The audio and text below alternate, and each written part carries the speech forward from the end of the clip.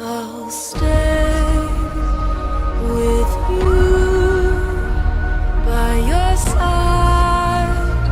Close your tired eyes. I'll wait, and soon I'll see your smile in a dream, and I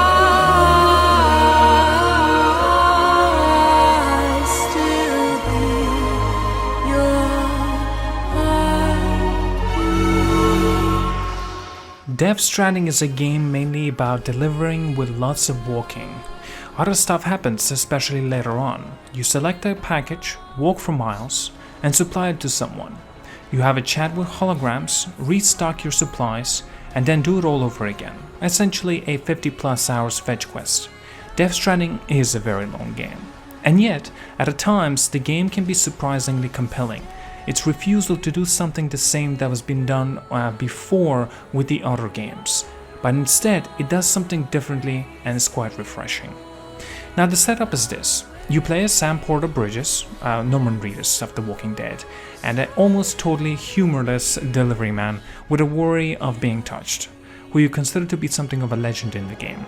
And so in the entire collapsed civilization, Sam and the rest of the human survivors have to contend with the BTs, also known as the Beached Things. There are ghosts that roam the land of the living, appear during the time fall, well, the rain, that actually speeds up the time to whatever it touches. And that is why Sam wears this particular suit for preventing him of aging very quickly. Luckily for Sam, he has a BB strapped to his chest, which is capable of actually sensing the BTs as well. Sam is assigned to the task of going back and forth across this mostly uninhabited wasteland, delivering supplies to the human beings for now stay in the underground bunkers and hooking them up to the chiral network. In a traditional Kojima fashion, the first few hours of the Death Stranding presenting you with a lengthy cutscenes and exposition, but you'll nevertheless sense like little has truly been explained. But later down the line, mostly everything will start to make sense. Death Stranding cast is pretty good on a whole, but Reedus, well, Sam, is perhaps the most boring protagonist. However, Mads Mikkelsen is much more interesting, in my opinion. Now, I'm not going to get ahead and get to this because it may be a little bit of a spoiler section. Now, the vast majority of the gameplay is actually quite easy to get your head around. Now, as mentioned, Sam is Porter, which means his job is to make deliveries and hook the willing citizens up to the chiral network with a little dongle called a Cupid. At the end of the assignment, you get a breakdown of how successful it was and with the overall rating. Low amount of damage of your cargoes earns you more likes, these digital endorsements being the game's only real currency. The beginning of each of the game's about 70 main story missions generally has you taking an order from the delivery terminals, where you'll have to micromanage how much cargo you can carry, as well as your designated delivery items. You need to be considering practically things like ladders, climbing ropes, and spare pair of boots. Everything in the game gradually accumulates damage and in time will become unusable, especially if you keep falling on a regular basis. Also, BB isn't a fan of falling either, and it is going to actually start to cry, so you actually physically need to rock your controller until the BB stops. Eventually, the 3D printed weapons are thrown into the mix, which means piling several more boxes onto the tower on your back. You soon unlock the exoskeletons that enable you to strap even more gear to every spare of the inch of your body, as well as the hoverboard that can take on the weight off as well, and even be ridden down the hills. You spend a lot of amount of time messing about in the inventory system, which does at least allow you to auto-arrange your cargo so you can take less strain and have more balance around you so you don't fall as often or trip up. But simply, movement is by far Sam's most challenging adversary in the game. When you squeeze the triggers L2 and R2 on the controller, he'll grab the left and the right straps of his backpack to steady himself. Now forget to do so for sometimes, especially if you're sprinting with a heavy cargo on your back, you will fall down on your face onto the ground and damaging your cargo at the process. You have to monitor your forward momentum as well on the downhill stretches and keep an eye on your stamina bar on the inclines. The latter can be resupplied by drinking cans of Monster Energy drink you can eat to replenish your health, well, in the game's presence as a blood. Seeing the end of the Death Stranding probably depends on whether you can get through its lengthy third chapter, which is actually surprisingly light on the in-game cinematics and very heavy on the deliveries. Gaining access to a garage of motorbikes and trucks speeds things up though. In addition to the story critical orders, you'll often be asked by characters you meet along the way to bring them things, particularly as word of your efficient delivery spreads, of course. There probably wasn't a task I took more seriously in the game than getting a pizza to my new pal while it was still hot, or literally delivering a girlfriend back to her long-lost boyfriend. Crossing the enormous stretches and the terrain can be made easier by pulling up your map and using a draggable lines to plot the best route. You can also use the controller to see the terrain surfaces, but it isn't very reliable.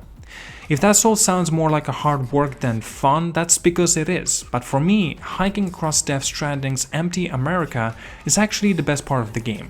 While the landscape is bleak and lonely at first, it's incredibly well designed, graphically astonishing and oddly beautiful. And the game occasionally played one of the songs while hiking down the road towards your objective immerses you even more.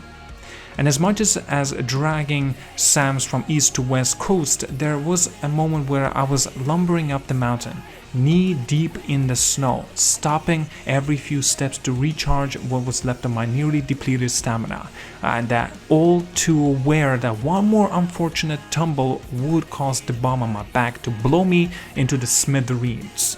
And I started to get what Kojima was going for. Death Stranding is extremely breathtaking.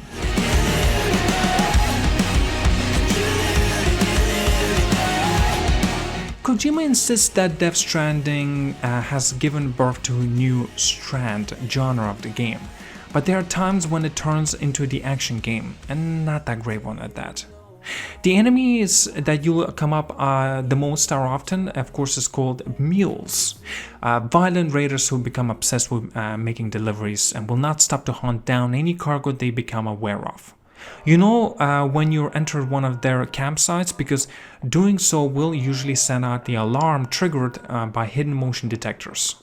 If this happens, you can either run for your life or fight oncoming waves, which is generally amounts of to a little more than mashing the punch button and countering attacks as you can tie them up. Much later you'll gain access to a variety of lethal and non-lethal guns and grenades, although the game strongly advises that you opt for the latter. Kill someone, you'll see soon what will happen.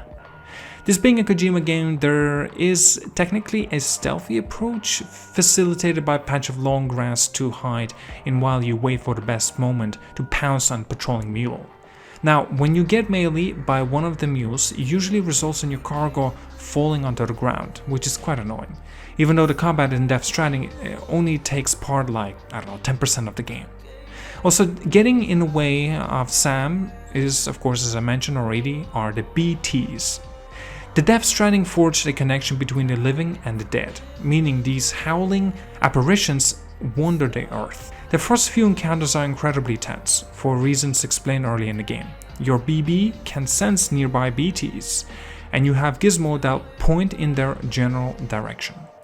Paying attention to its activity while crouching, moving very slowly and holding your breath can get you past the BT's area if you're lucky, but you won't evade them for an entire game though. The first time these predatory specters drag you into the tar-like substance they travel in and you hear your panicking BB, it's truly terrifying. But eventually they just become irritating, only to slow you down even further for you to get to the objectives. Also, an ability to gain later on that gives you an upper hand and is quite damn welcoming, such as like a useful tactic as to lob a grenade that can be engineered using your own blood, sweat, and shit. Seriously. If any part of Death Stranding is very successful, it's the online multiplayer component. While you never see another player on your travels, you can leave ladders and ropes to aid them, while theirs will appear permanently in your game. You can build post boxes and charging stations, and later the foundations for the safe houses. Roads, bridges, which other players can maintain and upgrade by donating materials. If someone uses something you've built, they can give it likes. And with a giant popularity working together is very addictive. You can even drop signs to warn players about a threat ahead, or absolutely anything else that you want. In open world games, you're so often bombarded with icons on the map. Now, Death Stranding's game world is virtually barren until the players populate it. You're both reconnecting America and rebuilding it, and it's nice to be able to work with your fellow gamers for once, rather than actually headshotting them with a sniper rifle. Not only does knowing another player has walked the same path as you make feel less isolated, but it's often the difference between reaching your destination in good time and being forced to take a different route. I had so many instances that a bridge or a particular road cut my distance time by half, and that was absolutely great. Now, how do you summarize a game like Death Stranding? It is boring, extremely satisfying and with the adventures, and very slow type of game that has a very little respect for your time, but it's in quieter, meditative moments. It's like nothing else out there. It's easy to see a lot of people giving up before narrative really starts to unfold. Instead, it'll be a combination of wanting to see every inch of this strange dystopian wilderness, a growing bond with your partner BB, and sheer determination to finish the job that'll see the willing players through. Death Stranding isn't a memorable action game. It's definitely not a stealth game either. It's laughably self-serious, hard to call fun, and it will deservedly be the most divisive big-budget AAA game of this console generation. But somehow, this endlessly weird game about walking mercilessly long distances with too much weight on your back is kindly sort of brilliant too. And to be honest, it's something that we all should be glad that it even exists.